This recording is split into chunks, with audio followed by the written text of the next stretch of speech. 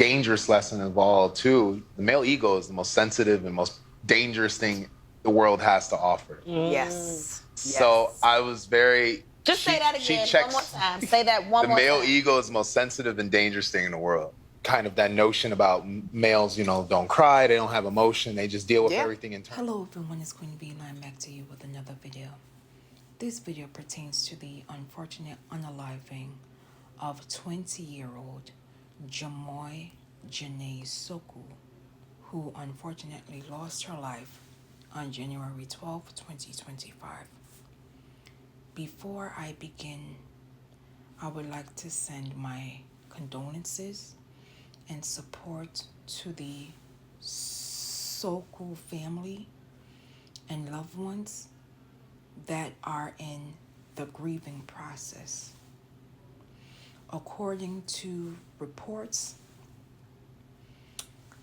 Jimoy and her 28-year-old officer boyfriend were at the Hotel Versailles in Mapen, Clarendon, when she received a wound to her chest from her officer boyfriend's service weapon.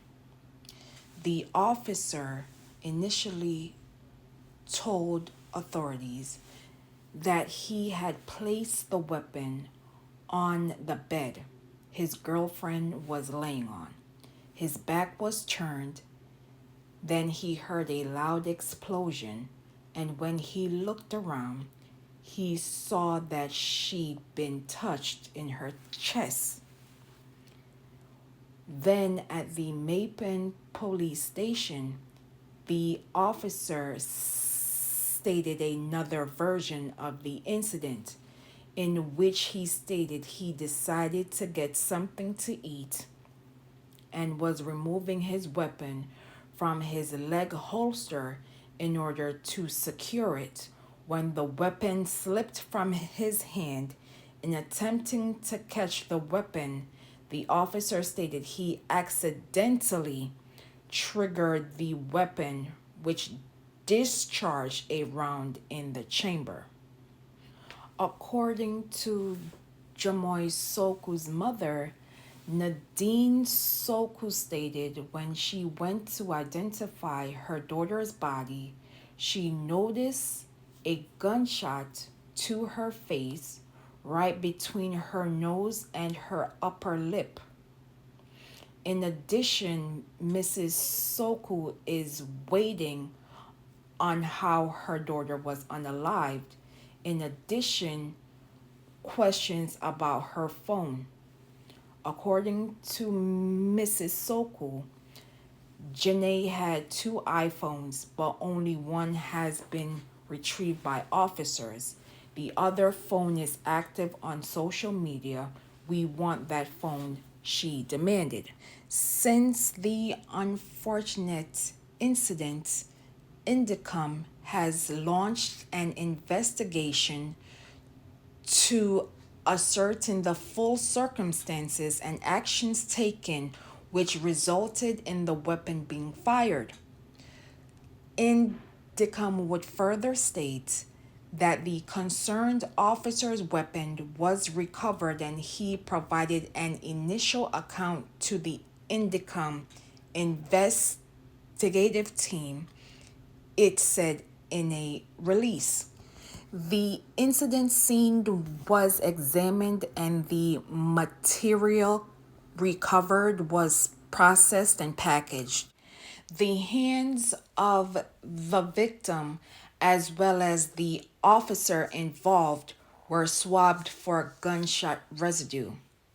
In addition, the officer involved was served with a Section 21 notice pursuant to the Independent Commission of Investigations Act to submit a statement, and an interview will be scheduled. In addition, the JCF is fully cooperating with Indicom to ensure a transparent and accountable investigation Initial reports indicate that the officer involved has provided a statement outlining the circumstances surrounding this unfortunate event. As the investigation unfolds, the JCF remains committed to upholding the highest standards of professionalism, acknowledging the profound impact of this tragedy on Ms. Suckoo's family and the community. The force extends its heartfelt condolences to her loved ones during this difficult time. Now you will watch this news clip and I will be back with my commentary. Accidental discharge from the firearm of her cop boyfriend are demanding answers this evening. The 19-year-old left her Westmoreland home to visit her boyfriend at a hotel in Mape and Clarendon, where the incident happened on Sunday. Kimberly Petty has the details. Nadine Suckoo on the death of her 19-year-old daughter, Jimoy Suckoo. The deceased was fatally shot at a Maple Hotel on Sunday night, where she and a policeman were guests. There are conflicting reports on the incident. As is understood, the policeman gave conflicting accounts of how his firearm discharged while they were in the room. The deceased woman's mother, who resides in St. Elizabeth, told TVJ News that she was unaware the policeman in question was her daughter's boyfriend. She explained she'd only spoken to him twice on video call. She says initially she was told by the police that her daughter received one shot. However, when she got to the morgue to identify her body, this look like a cover-up because they tell me say a one shot she get. Miss Kimberly, and when we go identify her body, last night, me see she get one shot in her face above, between the end point her nose and the top lip. Ms. Suckoo says what is also puzzling is that her daughter has 2 iPhones, but only one was recovered. The distraught mother says her daughter's other phone went online after her death. The deceased woman's sister, Rasheen Blake, is also questioning the circumstances that led to her sister's death. She too only met the cop via a video call. No, I don't think it's an accident. What do you think? Because my sister get 2 shots, so I not think a accident. I wouldn't think a accident that if my sister get 2 shots. First of all, if gun go off, where holster they? Gun alone the pan bed, how that work? Him put on gun and gun go off and my sister get 2 shots. My sister naked, then go find my sister naked, I believe. My sister get 2 shots. So how that? Miss Blake says her sister had only introduced the policeman to her as a friend and that they met 4 months ago. She says she had no prior knowledge that her sister was heading to Clarendon to visit him. We want the investigation, of course, because he must say an incident. It's not no incident. It couldn't be no incident. Couldn't be an incident. I believe it's no incident. And we want deeper investigation into this. The mother made this appeal. I'm calling on the DPP, I'm calling on the JCF, I'm calling on the Prime Minister, I'm calling on the entire Jamaica. Everybody, Indicom, every single body. My daughter was murdered cold-blooded. And I need justice, a 19-year-old justice. I need to know what happened. I need to know everything. I need to know every unanswered question. Meanwhile, Indicom is investigating the matter. In a press release, Indicom stated that the concerned officer was served with a notice to submit a statement and an interview will be scheduled. Kimberly. I cannot begin to imagine the pain and grief for the Suckoo family, loved ones, and community members that knew this young lady. The fact that Ms. Suckoo went to meet with her boyfriend at another location only to be unalived, and yet his picture is not officially released. That's red flag number 1. Red flag number 2. Why hasn't this person been charged yet? Though I know that authorities are doing their investigation, one facts remain the same. Jimoy Janay Suckoo is no longer here, and her partner was the last person to be seen with her prior to her unfortunate unaliving. The inconsistencies of her partner, it is very troubling as to his accounts, which led up to Jimoy's unfortunate demise. The fact that he's coming up with conflicting stories, the fact that he cannot give authorities a straight answer, leads me to believe that there is more to the story.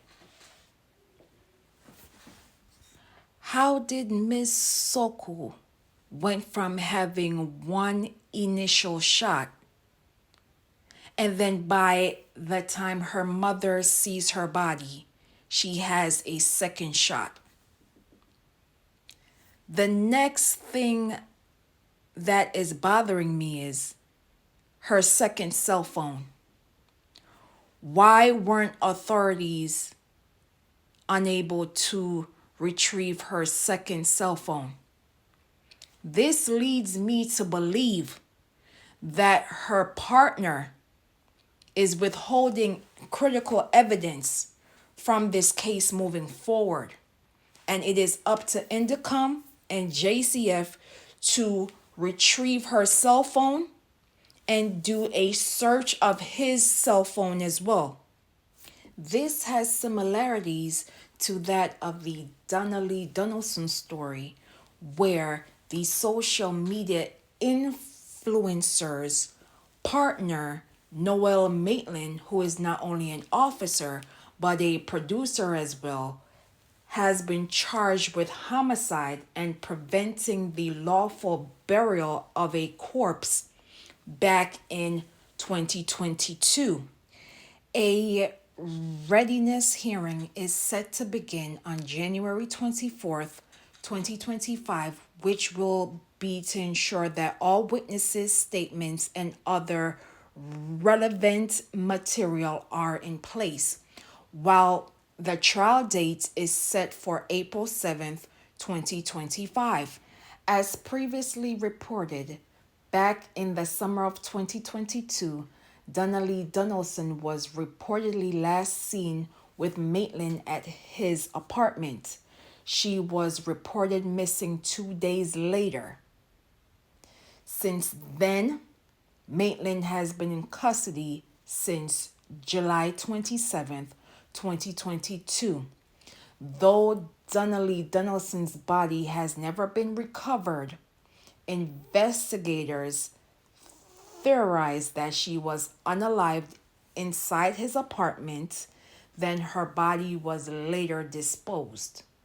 Prosecutors have stated that they have forensic evidence that establish bloodstains found inside the apartment that belonged to DonnaLee Donaldson.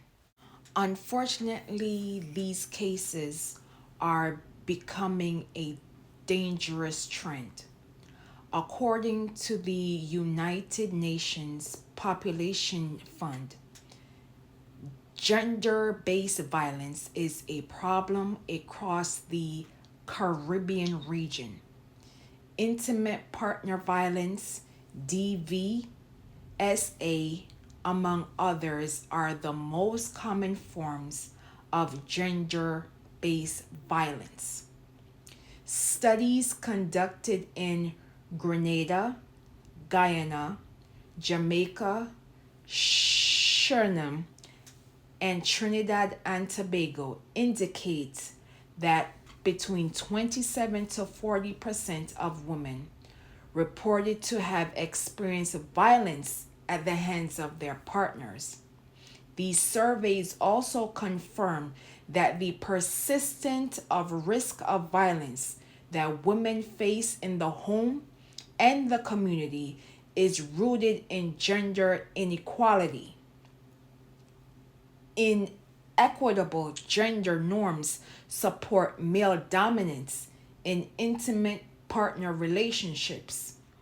Over the past decade, efforts towards women empowerment and gender equality have also been undermined by the misguided notion of male marginalization in the region, resulting in pushback against interventions aimed at the empowerment of women and girls.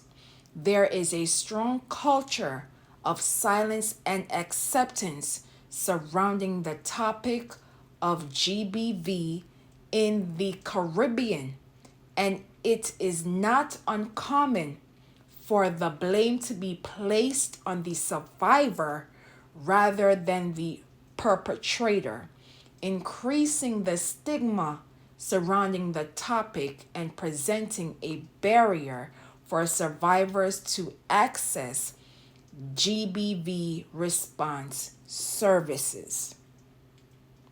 This is not only happening in the US of A, it's also happening internationally. We have a genuine problem in which persons feel that they have the authority to be judge, jury, and executioner of people's daughters, of people's siblings, of people's aunties and neighbors. We are in a true crisis in which our neighbors, our loved ones are suffering in silence. This needs to stop. When is enough enough? When are we in society, whether domestically or internationally, going to wake up and recognize that our girls, our sisters, our aunties, our mothers, our loved ones, they're in danger? This is not the time to turn the other cheek or be silent. It is up to us to change the behaviors and norms in which we treat violence against our community members. It is up to us to ensure that our loved ones are safe when they come to us in confidence when they are being harmed in silence. It is not up to us to place the victims and survivors into isolation when they tell their story. It is not our business to judge, as it is our responsibility to aid when needed. People are losing their lives on a daily basis because of silence. And I've also stated that there are persons out there who will court you, who will date you, who will even have children with you, but secretly envy you and envy the value that you bring to others around you. I want this story to be a reminder that this can happen to anyone at any time, regardless of educational background, class, and yes, even race. We are literally living in a crisis, and it's time for us to ring the alarm. Say their names, known and unknown. Kamisha Wright, Commander Smith, Charlie Smith, Raphaelia Smith, Keyshawn Henry Jr., Aneka Slickianna Townsend, DonnaLee Donaldson, and Jimoy Janay Suckoo. If you see something, say something. Protect Black women. Say her name, Jimoy Janay Suckoo. Justice for Jimoy Janay Suckoo. And as always, please be safe out here, and I will see you in the next video.